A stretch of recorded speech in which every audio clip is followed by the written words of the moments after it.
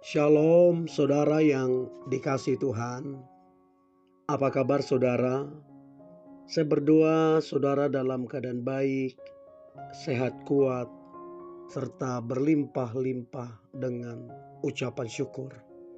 Firman Tuhan datang kepada kita hari ini, janji Allah. Sebelumnya marilah kita berdoa. Tuhan Yesus yang baik, terima kasih buat anugerah Tuhan, kasih setia Tuhan di dalam kehidupan kami. Tuhan Yesus, kalau sebentar kami akan merenungkan firman-Mu, turunkanlah pengurapan-Mu atas kami, agar kami memperoleh pengertian, terlebih kami menjadi pelaku firman-Mu.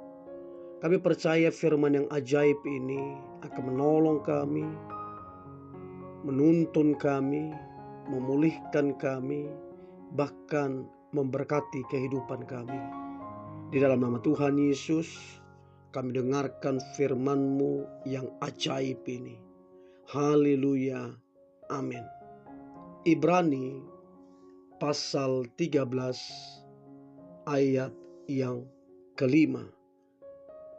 Janganlah kamu menjadi hamba uang, dan cukupkanlah dirimu dengan apa yang ada padamu. Karena Allah telah berfirman, Aku sekali-kali tidak akan membiarkan engkau, dan aku sekali-sekali tidak akan meninggalkan engkau. Saudara, dikatakan, Aku sekali-kali tidak akan membiarkan engkau, sekali-kali tidak akan meninggalkan engkau. Ini adalah sebuah pernyataan, dan ini adalah sebuah janji kepada kita, anaknya dan umatnya. Saudara, berapa banyak di antara kita yang tidak suka yang namanya proses ataupun pembentukan dari Tuhan. Tapi kita senang mendengar ataupun mengalami janji-janji Tuhan. Saudara, firman Tuhan memiliki banyak sekali janji terhadap kehidupan kita. Ada janji yang memang secara langsung dinyatakan tanpa kita harus berbuat apapun. Contoh, Tuhan tidak akan meninggalkan kita. Tapi ada pula saudara janjinya yang perlu kita lakukan sebelum kita menggenapinya, sebelum kita menerimanya. Apa artinya saudara? Kita perlu mengerjakan perintahnya. Setelah itu kita akan menerima.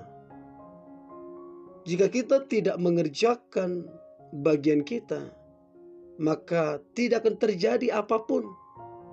Meskipun Allah telah berjanji kepada kita. Seringkali orang tertentu menjadi kecewa karena janji-janji Tuhan tidak terjadi di dalam kehidupannya. Sekalipun janji itu dinyatakan atas kita. Nah, ini yang perlu kita renungkan. Apakah kita sudah melakukan apa yang menjadi bagian kita?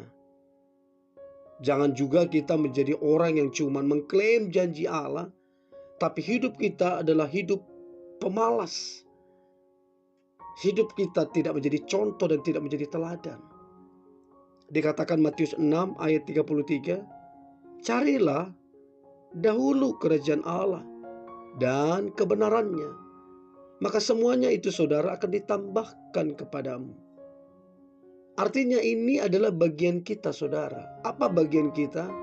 Mencari kerajaan Allah, cari kebenarannya. Maka Ia akan menyediakan segala keperluan kita. Apapun yang kita butuhkan, semua ada padanya. Saudara, tanpa mengerjakan bagian kita, maka percayalah tidak akan terjadi apa-apa dan kita tidak akan menerima apa-apa. Mencari kerajaan Allah dan kebenarannya berarti, saudara, ada kata aktif di situ. Artinya kita mesti aktif, gak boleh pasif, gak boleh malas. Kita mesti mencari kerajaan Allah, kebenarannya, mencari kehendaknya dan jalan-jalannya. Jika kita mengerjakan ini dengan sungguh, mencari dengan sungguh, melakukan apa yang dikatakan firman Tuhan, maka kita akan menerima janji itu. 1 Petrus 5 ayat yang ke-6. Karena itu rendahkanlah dirimu di bawah tangan Tuhan yang kuat, supaya kamu ditinggikannya pada waktunya.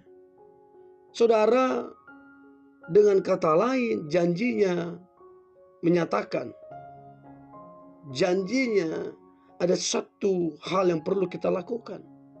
Kita mesti merendahkan diri di hadapannya, sehingga janjinya akan meninggikan kita. Kita harus merendahkan diri di hadapannya, supaya janjinya mengangkat kita, mempromosikan kita, dan memakai kehidupan kita. Jadi diperlukan kerendahan hati. Ini bagian kita, saudara, supaya kita menikmati janji Allah. Yakobus 4 ayat yang ke-8. Mendekatlah kepada Allah, dan Ia akan mendekat kepadamu. Tahirkanlah tanganmu, hai kamu orang-orang berdosa, dan sucikanlah hatimu, hai kamu yang mendua hati. Saudara, dikatakan mendekatlah kepadanya. Jika kita ingin dekat dalam hubungan yang sangat intim dengan Tuhan, serta kita rindu dekat dengan Dia, dan Dia dekat dengan kita, maka mendekatlah kepada Tuhan. Saat Ia dekat dengan kita, maka Ia akan mendekati kita, dan kita akan menerima janji-janjinya. Jadi saudara, ketaatan itu sangat penting. Lebih penting dari pengorbanan, bahkan persembahan kita.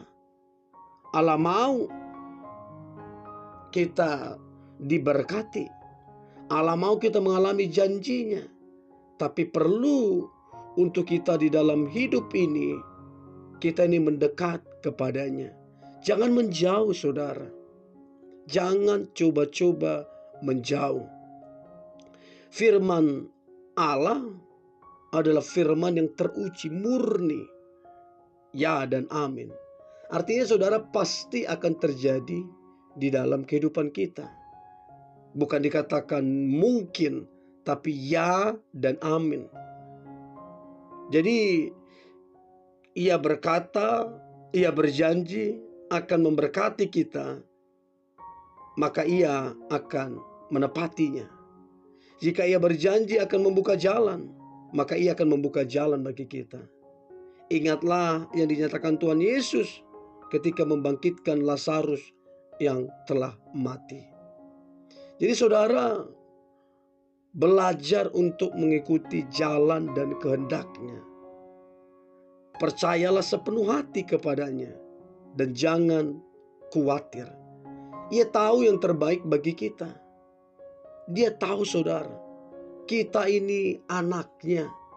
Dia mau mati untuk kita, untuk menebus dosa-dosa kita, supaya kita diselamatkan. Dan bukan cuma untuk kita diselamatkan, untuk kita kemudian mengalami janji-janji Allah. Untuk kemudian kita diberkati, dipakai oleh Allah.